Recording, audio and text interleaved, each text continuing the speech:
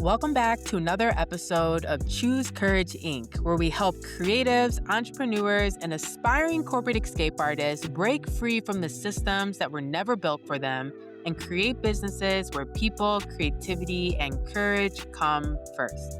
I'm Vivianne Castillo, founder of Choose Courage Inc., and y'all, this one's close to my heart because I've watched this person go from stealth mode, literally telling nobody, working nights on the side, to fully publicly betting on himself. And so today, in this episode, I'm sitting down with Nate. Nate spent 3.5 years as a director, managing a team, doing 80% of the work that walked out the door under someone else's name before deciding to create and run his own business full time. And so in this episode, we're going to get into his runway number and what actually held him back. Hint, it wasn't money. We're going to talk about a $5,000 hiring mistake, the lesson underneath it, about trying to outsource a decision instead of a task. He tells me what surprised him about the support that showed up once he stopped hiding, and which friendships quietly fell away once he wasn't trauma bonding over a job anymore. Woof. Tell me that doesn't resonate with some of us. We also get into what he calls his ghost cared. I'll let him explain that one, and where he wants to be a year from now. So if you've ever run the numbers, told your partner, hey, I think it's time, and then sat in that terrifying quiet before you actually jumped, or if you already jumped and you're in the messy middle of figuring out what healing even looks like on the other side, this one's for you. So grab some water, my lovely dehydrated friends, and let's get into it. All right, Nate, I'm super excited to dive into this with you. And let's just start at the moment everything shifted. Maybe you could take me back to a specific day near the end of your job. Where were you? What were you doing? What was going on in your head that nobody around you could see? What's the tea? Yeah. So I can kind of pinpoint this down to a day at my previous job. So I was there for about 3.5 years. I was a director. I was doing very well. I was managing 3 people. And one day I kind of went to my HR and I said, I think it's time for me to move around in the company or, maybe report to someone else because I'm having trouble with my boss.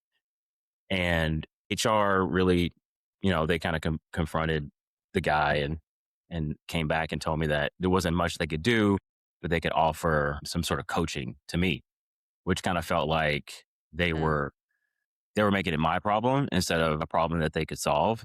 For And sure. she never really got both of us in a room to really hash it out. So I think that was the day where I kind of made the decision of, look, I don't think they're going to get me to the point where I need to be at. Well, I need to make some shifts in my life. Yeah. Yeah, it makes me think about, for me, I know my shift was, I was already on short-term leave because I just was burnt out, needed a break. And I remember watching this movie, and in the movie, things just kind of clicked for me of, wait, I don't think I'm free. I think I'm just enduring the same thing over and over again. Mm. But it was solidified when I went back into the office and we were having this company-wide meeting. And this was in, February of 2021. And I just remember the CFO at the time coming onto the call and saying, we've had to, lay off some people and the pandemic's been really hard, but we don't want to let a crisis go to waste. And here's how much money we made. Here's how well we did. And I was like, I cannot stay here. I need to get out. All right. Yo, listen, it's these moments where you're just like, wow, I think I've just been enduring a lot longer than I need to. Yeah. That's the same situation. And this had been going on for a year. So at that point, nothing was going to change. I knew I had to make a difference. And yeah, I think that was exactly the time where I just started the cohort in February of 2026. So Amazing. February is the month. I love it. Yeah. And I guess as you kind of reflect on your job, your past role, I'm curious about what about that job or that way of working have you realized was never really built for someone like you? Yeah. So I've realized this for a long time. And what I've found is that the players at the top of the game, the people in the C levels are always people who play the game better than I do. And it's a game. It's not your background, it's not what you do, it's not how hard you work. It's the game that you play that you're able to talk the talk and walk the walk and look like you're in the part versus someone who's really doing the work. And as I moved through job to job, I definitely saw that these people were getting promoted and I never was, even though I was producing 80% of the stuff that was kind of going out. And I always wanted to be that person, but I knew I could never be there because as soon as I got to director level, I found that my voice never really carried at all, even though I was in kind of those conversations at that point. Yeah. I mean, I think what I hear from that too is that the system that you were in, like it wasn't malfunctioning. It was actually working exactly as designed, just not for folks like us. Exactly. Yeah. Yeah. Yeah. Yeah. And I think, and again, I've been having a lot of conversations these days about people who are realizing that a lot of the systems will try to make it seem like we're the ones at fault. We're the ones that need to adjust. We need to be more resilient, as they say, as they've spent all of 2020 gaslighting us into believing. But in reality, like these systems weren't designed with us and with humanity in mind. And at some point, you either just learn to endure it for the rest of your career or you decide to explore something else and opt out. Yeah. And I think that's part of the handcuffs too, is like everyone gets in and they're like, oh, you can get a promotion or you can get more money. But what are you giving up for that at the end of the day? It's not, I mean, it's time, it's your nervous system, it's everything. It's just beating down on you. And you're just like, but I made it to the next level. Well, what did you Yeah. give up? Yeah. Yeah. Yeah. And I think for a lot of people too, especially when they're at this place of realizing, don't want to endure this anymore, but I also don't know what could be possible. Mhm. There's a lot of fears and anxieties that get kicked up in those moments. Yep. And I know that like money is like one of the biggest things and what's on people's minds. And so I guess I'm curious for you, what did money and like kind of like the money situation look like? What was your runway number? If you had one at all? Yeah, just talk us a little bit about how you're thinking through that aspect of making the jump into doing your own thing. Yeah. So I always preface this with the fact that I wasn't ever really a rich person growing up. I was always, in the lower percentile. So I had struggled, food stamps, all that, right? I also got to the point where I was making 350K. And I really didn't see a difference in the way that I spent money or in the way that I saved money. What I knew was if I failed, I could go back to that. I could be okay with that. But the thing that was like holding me back was insurance. Wasn't I don't think it was Mm, the money. I think it was like the insurance and the cost of insurance and the fact that I have 3 kids and one of them needs a lot more medical attention than the others. So I don't ever think it was the money, like I said. So I have some savings I can go into, but I was never really worried about the money. It was more of it was insurance. It was like I guess that steady paycheck that's coming every 2 weeks and you could do whatever you want with it, but it's steady, right? So I think those are the two pieces that kind of held me in that particular point. And when I came up with the runway, I essentially was like, okay, just give me half of what I have and I'll be fine. mm, And I actually had that at that point that I made the decision. And I think that was definitely egging me on. But again, I could go back to just making $50,000 a year and I'd make it work. mm. Yeah, I think a part of that too is just like it reminds me of when I kind of reached this point of all right, I think I want to like be in corporate. I just want to see what's possible. Let me see if I can bet on myself. And I remember talking to a good friend of mine about it, and I was like, I would be leaving this secure thing that I have. I have a good reputation in the company. I have a good paying job. I'm salaried, all these things. And so I would be leaving this secure thing for something that is not certain. And she's like, "Yeah, but that's a false sense of security." Hmm. She's like, "'Cause they could fire you tomorrow and not think twice about it." She's Yep. like, "I think what you need is you need to get really clear on what's your actual number. How much you need to be making in order to have the quality of life that you want." And she's like, "Don't do the math to where you're eating like ramen noodles every day, but like actually what is like that number. And I know for me, I realized that that number was a lot less than what I was being paying, that what I was being paid.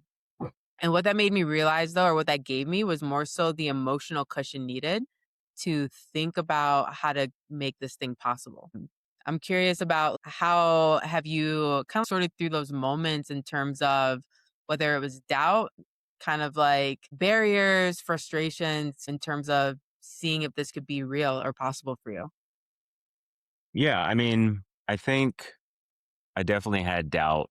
I'm not going to say there wasn't doubt, and I know when I talk to people about taking this move, they definitely have the doubt. I don't know. I love numbers, but I don't ever want to live my life on them. Mm, So I always know that if I have enough drive and ambition to do something, I'm going to see it through. And if not, I'll get the skills to kind of like do the next thing. So that's kind of what drove me past the doubt was, even if this fails, which it won't, but if it did, what do I gain along the way to get me to a better place where I'm healthier and not stressed out all the time and just like waking up every day saying, oh my God, why do I have to go to work today? Those mm, are the things I wanted to run from. And I think those were definitely the drivers of why I made the decision. yeah, yeah. So I like how you named some of the things that you're wanting to run from. Do you feel like you had a sense of clarity of what you want to run to then? In the beginning, Hmm. oh no, no idea. No, I definitely didn't. I thought I did. And I think I definitely found out later that I was completely wrong. Hmm. Say more. Yeah, I mean, originally I wanted to run to being a millionaire and I chased it, right? I went and I said, who has done really well at this and how did they get there? And I chased it and it led me to you. It led me to the walkout. And I then realized that I was chasing the wrong thing. I was chasing, wealth, but also I was going to bring all that baggage that I had just left with me to get it. Hmm. And I don't think that's not what I wanted, honestly. I wanted to build something sustainable that wasn't going to kill me. And I honestly didn't see that until we went through the cohort, we went through the walkout and things like that. And now I feel so much better about what I built versus if I had built what I thought I was going to build, I definitely would have been overworking myself today and not here. Mm. Yeah. Yeah. Yeah. Yo, I appreciate you sharing that because I think then what happens for a lot of folks is they leave one cage to build another one. Hmm. And I think I'll speak for myself, like, I know corporate had really conditioned me and even just upbringing to chase the carrot. But even once you get the carrot, it's not enough. Yep. And so there's always this feeling of like scarcity and lack, even if you do reach your goal, your target. And money's important. Like, I don't want to downplay that. But when I think, strive to and build a whole life around like making millions, I have found that most of the people who do that just, there's like a sense of emptiness or something that's missing within them Hmm. as well. Yeah, definitely. Yeah. Yeah. Yeah. And if y'all are curious, we do have a self-paced version of the walkout. And if you go to choosecourageinc.com, you can learn more about that and explore a little bit of what Nate was talking about. But I want to circle back to, we're talking a little bit about doubt. We're talking about some of the shift of relationship to money and wealth. But I'm wondering, like, were you afraid of anything? Like, honestly, like in the beginning? And even, yeah, I know when you share your ideas with people, there could be some fear or, what folks closest to you might say. So I'm also curious about, yeah, what did the people closest to you say when you were saying that you were going to make this jump? Yeah, so I think I was definitely afraid because I didn't quite know how business worked. I didn't know I knew like all the pieces of it, but I didn't know how taxes or accountants or sales cycles or ICPs or none of that stuff worked. And I was able to get that clarity definitely through the cohort. I told you this before, but as we went through this, you would answer all of the questions I had at the time I had them, which is great because that just gave me more fire and fuel to kind of do the thing I did. But yeah, I think it was more of afraid of I don't know what I'm doing. I know what I want to do, but I don't know what I'm doing. I don't know how to make this successful. Hmm. And when I did tell people that I was going to do it, like I told my wife and she was like, you'll figure it out. You always do. And I was like, yeah, okay. And I was expecting like, why we have bills, but she didn't hit me with any of that. It was like, you'll figure it out. So definitely had support from everybody I told. And after I did it, everyone I told said, finally, what are you waiting for? You should have did this a long time ago. And I never really expected that. I expected people to be like, why? Mm, And that didn't happen. It was support from everyone. yeah. I hear two things in that. One is the importance of having a community and a good support system. Hmm. I think a lot of times people can treat these moments like a solo thing when in reality it needs to be a shared thing. So I love that you shared it with your wife. Sounds like you have a good woman and she was supportive and just knows, yeah, you'll figure it out and you can do it. And the other thing that I also hear too is for some folks who are listening to this, I hope you find encouragement in knowing that there are probably people in your community or in your circles who see you and see your gifts and they're rooting for you. I don't think sometimes we're aware of the value in our talents. And so sometimes when you make moves like this, it gives people then opportunity to say, yeah, that makes sense. Of course you could do that. Yeah. And just to add on to that, the community was the piece that I was missing. I had gone through this. I started, like I said, last year. I kept it under stealth. I didn't tell anybody. Only person I knew that knew were the client that I was working with. But I didn't tell anybody. I just worked over hours just to kind of work on this thing. It was always a side thing. And once I opened up to a community, even if they're not in the same vertical, they have kind of the same problems or they're able to help you solve your problems. And that is acceleration. Acceleration comes from working with other people who are in the same thing, doing the same thing, trying to figure out the same problems. And also books. That was another thing I was missing. Learning from people who've done this before, years before, that have written these books. And definitely got a lot of good books from you that started churning the wheels and things like that. So community and books are key to kind of understanding that. Yeah, yeah, yeah. And I think also too, it's like a reminder that a big part of entrepreneurship is being a learner. Yeah. Like arrogance and just kind of keeping things to yourself is actually what will stall that growth and that clarity.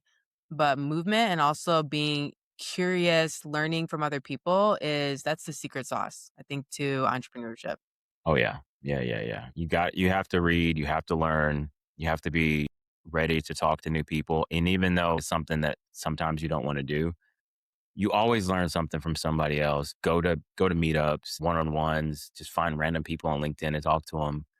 Hmm. I had a great conversation this morning with someone in London that's in the same vertical as me. And yes, he's probably competition, but we had a great conversation on what we were doing. And he definitely gave me some advice and I gave him some. But I'm trying to talk to as many people as I can. I think that's going to be my day job once I get to a certain point. Just talk to Yeah, people.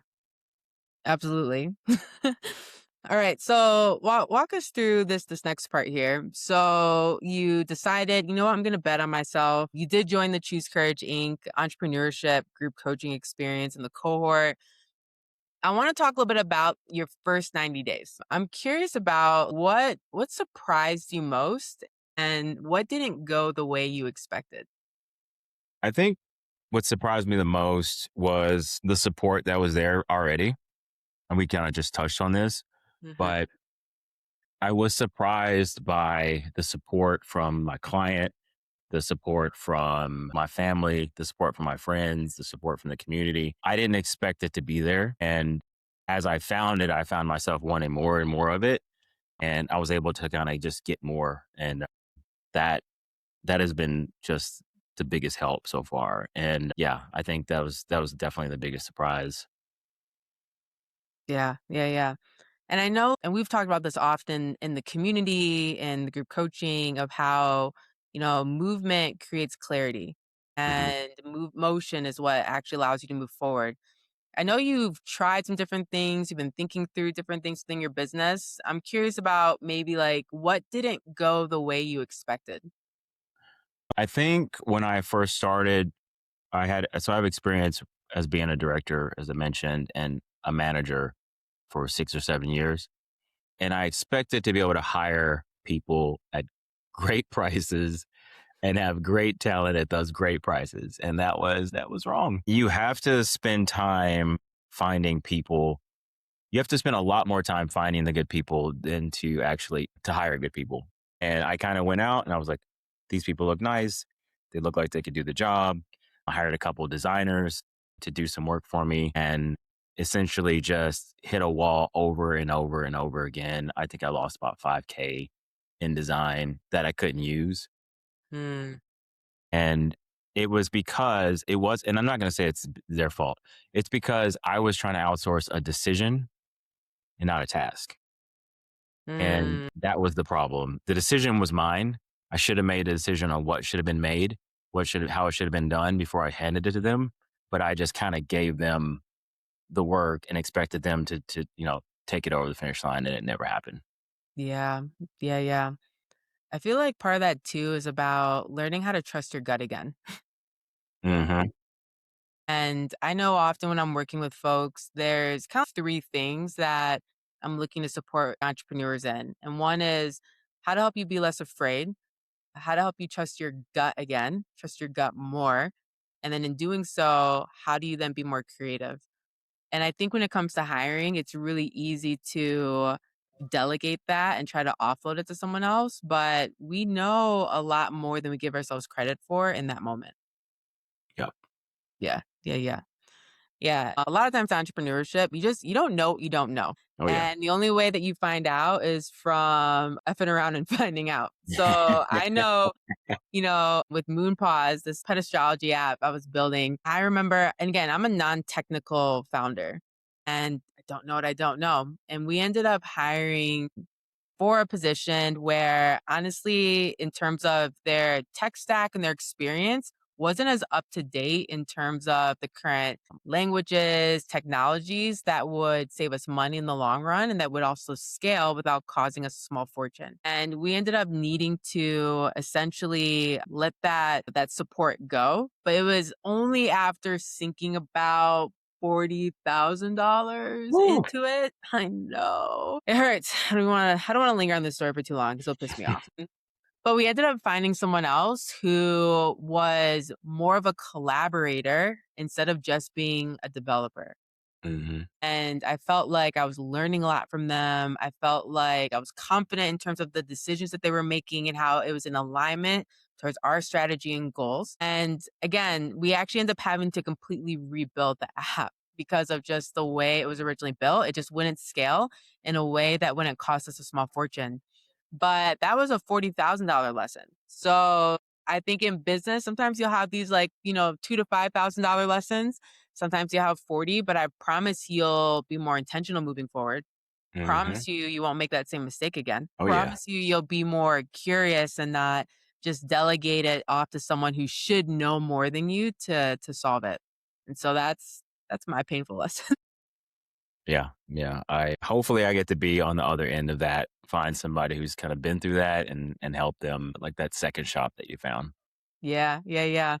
I mean, and I think that's what's really good about the Choose Courage community is folks are very generous in terms of sharing their lessons and learnings and trying to save you the pain and ache that they experience for themselves. Yes. Yeah. That's gold right there. I'll take that $40,000 lesson all day. Yeah, I got you. Now, I imagine folks are curious about, okay, what does a day in the life look like? So, before you were, in corporate, you had an employer, but now maybe walk us through what does maybe like a typical Tuesday, you know, look like for you? Well, let's start with this. Walk me through what a maybe more of like what a normal Tuesday looks like from you in the beginning Mhm. versus what does it look like for you now? Because now you have a little bit more underneath your belt. Yeah, for sure. So Tuesday in the beginning, I was on the exact same schedule as I was at corporate. So I worked on California time. So the mornings were pretty much free. I would go to the gym, spend all morning at the gym, and then come back and kind of, sauce my way through the rest of the day. I took that with me over to the next episode. And what I found was all of the energy that I needed to get through what I needed to do was spent at the gym. So Mhm. the first thing I did was I rearranged my schedule. I try to block it out so I can, figure out where my energy is spent. I think figuring out how your energy is best used and being able to chunk your calendars into ways where your energy is stored and regenerated, then stored and regenerated so that you don't burn a bunch of it at one point and expect to finish the day was a big change that I had. So like now gym is in the evenings. Even though I don't have as much energy in the gym, I have more energy for my business and that makes more sense. So I put some hard stops in because of you. Yeah. I stopped working after 6. It was really hard at first to stop working. It was like, you know, Hmm. neck itching, but I filled the gaps with books and I definitely am an overworker. And if anyone is in those shoes and you expect to take that overwork to your new business, you're really just going to burn yourself out again. So I stepped back. I started reading books, walking, anything I can do that wasn't business related. And what I found was it took a few weeks, but what I found was my energy was definitely at a higher pace and I could do more and I could concentrate harder the next day. So yeah, you got to rest. You got to take your time. And especially as soon as you leave corporate, you don't want to bring any of that baggage with you. Yeah, yeah, yeah. And the other thing I hear in that too is there's an element of healing that needs to happen when you transition from your old self in terms of being in corporate to something new. Otherwise, you just bring those habits in, and to your point, you burn out. Yeah, healing, lots of healing. Lots of, I don't want to get through all of that, but there's so much healing. You don't even understand. Are you comfortable sharing maybe like another maybe way you've experienced like healing in this transition? Yeah, I mean, once you're away, since you gave me the time, once you're away from just constant stress, right, all the time, and just you're really running towards nothing. I mean, it's not even a carrot; it's a ghost carrot. You're essentially like wasting all of your energy on nothing. You get it all back. You actually can see it. You can feel it. You can walk around with it. You can talk to it. And when it goes away, you're like, where'd you go? What did I Mm, do to get rid of you? I want you back. And you start to think of different things and ways to offset your life so the energy stays. So I've been cutting out a lot of crazy stuff that I used to do. Like I actually cut caffeine. I had to mm, because it would give me energy in the mornings to get through these terrible meetings that I had to go through. Sorry, these regular meetings I had to go through. And then at the end of the night, I couldn't sleep and I didn't know why, but I had to be awake and present for my job, but I couldn't sleep. And once I cut it, it essentially, I can sleep like a baby now. It's insane. mm. So like you're going to experiment with different parts of your energy to figure out how to keep it and to store it. And on top of that, like friends, the friends that I had at one point who were in this corporate world, who you think that you're friends, they're really just people you're complaining to. They're people who have the same problem as you. And when you're out of it, you're like, I don't really want to hear about your crappy job anymore because it's not Yeah, my you're just problem trauma anymore. bonding the whole time. Yeah, exactly. And I've actually lost 2 friends in like the last 90 days because I don't Mm, have the same communication with them anymore. And I'm looking for new friends. I've gotten a new friend. I'm like actively trying to find new friends who are like in the same journey and they match my energy. And yeah, you just are really aware of like what you have and how you can use it. And you definitely are gonna make some changes around that. yeah, that's so good, Nate. And it's there's certain moments when you realize that there's certain people in your life who are more compatible with the less healed version of you. Yes. And as you heal and as you grow, like you have to shift in terms of the kinds of community and friendship and energy that's in your space. Yes. And you will seek those people. Yeah, yeah, You will yeah. seek them. Yeah, absolutely.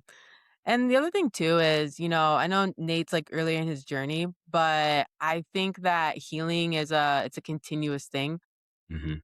I know even for me, so been full time into entrepreneurship for about 6 years now. And even this year, I know something I've been sorting through is I've just, for some context, I permanently immigrated to Mexico last year.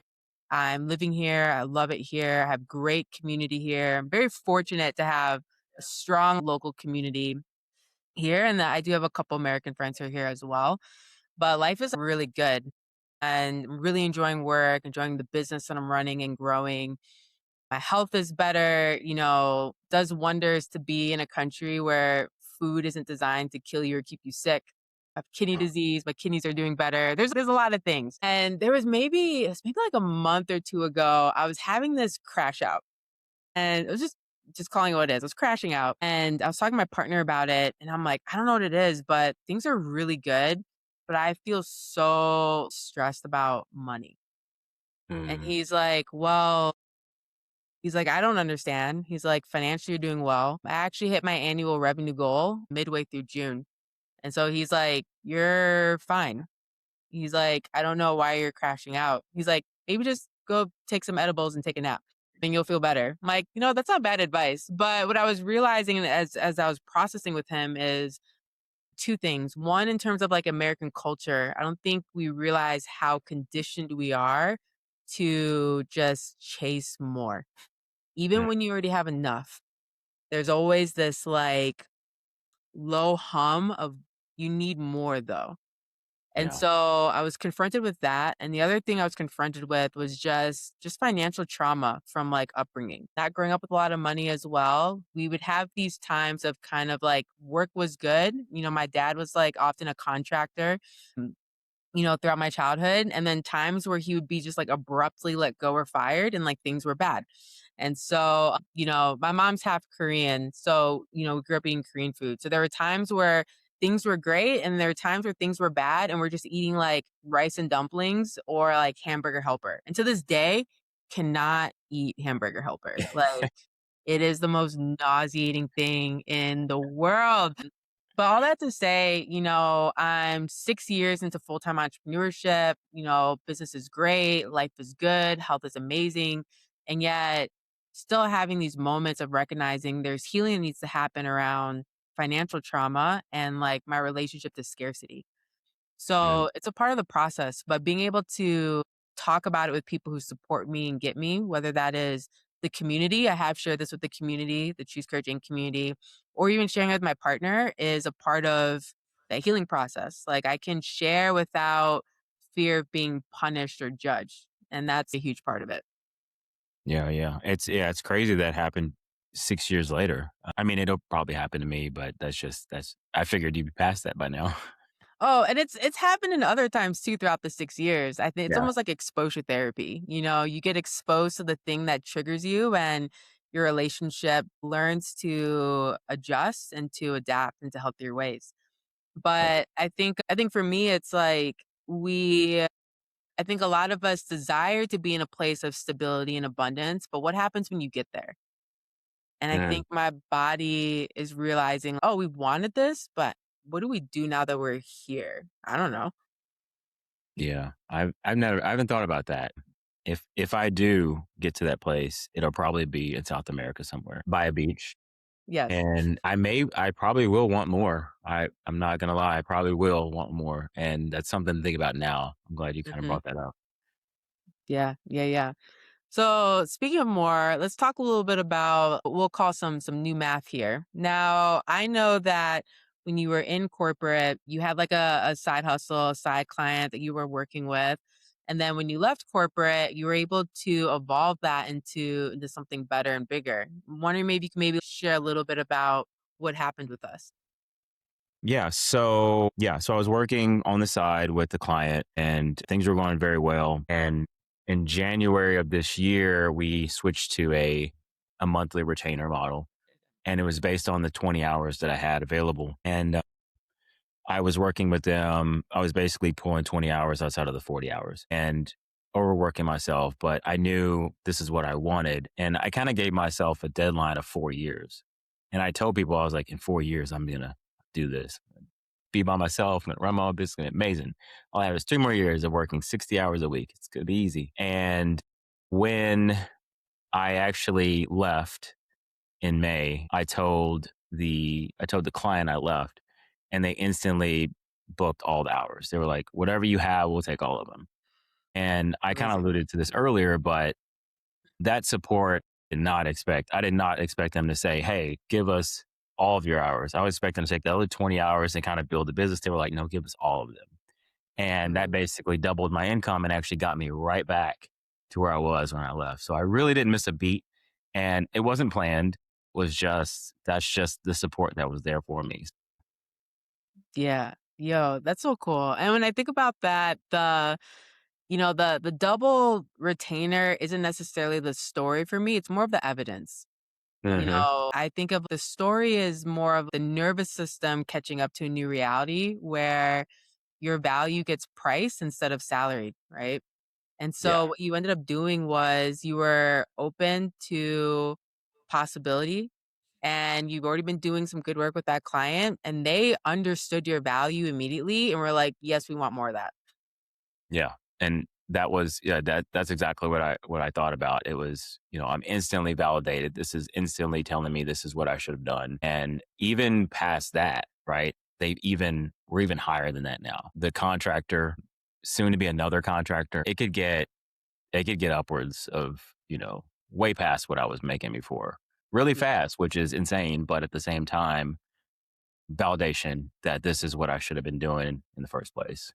Yeah, yeah. It goes to the question of, yeah, what if it all works out? Because a lot of people don't take that step because they're like, well, what if it doesn't work? But like, what if it works out? What if it works out even better than we expected? Yeah. Yeah. What if it works out and you're happy and 6 years later you have everything you want and you're like, why don't I have more? Yeah, that part. So then maybe give us some context to your business today. Maybe tell us a little bit about the business as it stands today. And yeah, what are you doing now that would have been impossible? Or maybe you would have even been quietly punished for in your old role? So, like you, I did hit my goal of the year in July. Heck yeah. I hit that number halfway through the year. That's insane. But yeah, I'm just gonna keep hiring contractors. I'm gonna keep growing the business. I need to get to the point where I can be a founder instead of a developer and be able to, grow a culture that these contractors are happy working within, because these are people's livelihood, but at the same time, they're kind of family when they work with you. So you have to understand that when you bring people on, the culture fit has to be there, but also you're going to spend a lot of time with these people. So you got to like them. You got to do things for them. I'm going to try to do some kind of rest and resist type of weeks as well. I'm trying to work that in. I want to be able to let's say, be able to take a week off and leave the computer at home and be, excited that I'm taking a week off and not have to worry about what's happening in the business. So that's like a big, big goal is, can I take a week off and know everything's okay? Hmm. And then after that, I just want to keep building the same thing for new clients. I think at this pace, all I really need is two or three, and I should be pretty good. And I'm not kind of going for the millions anymore. It's just like stability, savings, just trying to make sure the business can function through those dead weeks or months. And yeah, that's the big goal. Yeah, yeah, yeah. And I think what I hear underneath that is you're thinking through what are some of the systems that need to be designed to Yeah. sustain you. Yeah. Reminds me of one of my favorite quotes that comes from James Clear. He's the author of Atomic Habits. And he says, "You don't rise to the level of your goals, you fall to the level of your systems." Yes. And a lot of us have been in these corporate companies where it's very clear that they're just driven by goals versus actually healthy and sustainable systems. So why they're very short-sighted in some of the things that they're doing. Even what we're seeing right now, we're going to lay off everyone because of AI, and now we're noticing, oh, we need actually like people, so we're needing to hire them back. Very short-sighted, right? And so I love how you're thinking about that. I love how you're having more time back, more capacity to design the life that you want instead of enduring the one that you have. That's beautiful. Yeah. And I think you asked me earlier about what was impossible that I couldn't do before. Mm. Before I was in the room, but I was silent. They didn't listen to what I had to say, even though I had great ideas. And you definitely don't want to build a culture like that, because it just kind of pushes down the voices, and only the voices that are the loudest are the ones that resonate. And I learned so much from these corporate companies about what not to do, not as much as what to do, but what not to do. So I'm bringing all that with me and I'm giving everyone a voice. Everyone has a voice. Everyone has an opportunity to change the business or and be involved in whatever part of the business that they want. Mm, But I think, the biggest thing is I can make these huge decisions without permission. Uh, yeah. and that is what I couldn't do before. And that's the light that I wanted. Heck yeah. And I think too, that is a part of being more creative and trusting and knowing yourself. I also really love how you are wanting to build a culture experience, an experience of how you relate to your contractors and your employees that's healthier and more human than the previous environments that you've been in. Yes. And I definitely was not going to take that approach until I went through the cohort and found out that's not what you need to do. Leaving all that stuff behind is going to take a while as I uncover it. Hmm. But as when I do, this is something I definitely need to get rid of. Let me build something in to make sure that we don't do it this way, or let me make sure everyone is involved in these decisions so we don't do it this way. And basically the opposite of what was given to me is what I give to the contractors. And eventually I do want to move to having full-time employees, but right now the contractor is the biggest benefit because of all the American ways that you have to pay when you do hire somebody. Yeah, for sure, for sure. No, I appreciate that. And again, it's a reminder that we can challenge the status quo. We don't have to endure it or accept it. It just means we have to be more creative. We have to learn how to trust our gut again, and we have to be less afraid in terms of trying new things and seeing what's what. Yep. So you shared a little bit about what you're building toward. I'm curious, what does the next year look like if it goes the way you hope? What are you imagining for yourself? Yeah, that's a good question. So I wrote a vision statement that essentially says that I will develop these pod systems of small groups of engineers, project managers, designers, QAs that will work directly with these large businesses as their technical teams. And what I give to those contractors is the autonomy to do what they want, but also to not have to go through the struggle of being in so many meetings and so many decisions, which is going to happen inside of these other businesses, right? So they're outside. They're an outside resource, but they're also able to contribute, but it also kind of guards them. And Mhm. so I want in the next year, I want to at least have another client at that same capacity and to be able to hire more people to do that exact same thing. And then to get me to the founder role where I really need to be building products, talking to people, learning more, the things I really, really, really want to do versus just being that dev in the room or that person who's kind of always talking to the client, having someone in there. So just hiring more people and buying my time back. Yeah, yeah, yeah. So with that time bought back, because you're telling me a little bit about what the next year might look like if it goes the way you hope for your business, but what about you personally? What does it look like? What does Nate look like? He's grown again. He's happier. I mean, I'm already happier. People talk to me in the last after the last 90 days and they're like, "You're different. What is it?" I'm not, I'm getting stressed out all the time. I got my hair came back. Is it my hair? Yeah, I'm just gonna keep growing. I'm gonna keep learning. I need a second. I need Mm, a second in my company, and it's not for validation, but it's just I just need that second person to talk to, and I think mm, that if I get that person, that's like my next real big break. Is I need somebody to just middle of the night, hey, you up? All right, let's talk about this, and that I think that's the next level. Just learning, understanding what it takes to do this business, getting more getting more financially aware. I think that's definitely a downside right now. I'm not really paying attention to the financials. I need to really understand that piece as a CEO. You have to understand where your finances are and where they're going, and if you're trending up, trending down. It seems like the tough work that I'm not trying to get into right now because mhm. so dedicated to building. So just being more in the CEO space and taking on those tasks. I think a year from now, I'm going to be there and I think I'm going to have these teams running and hopefully everyone happy. Yeah.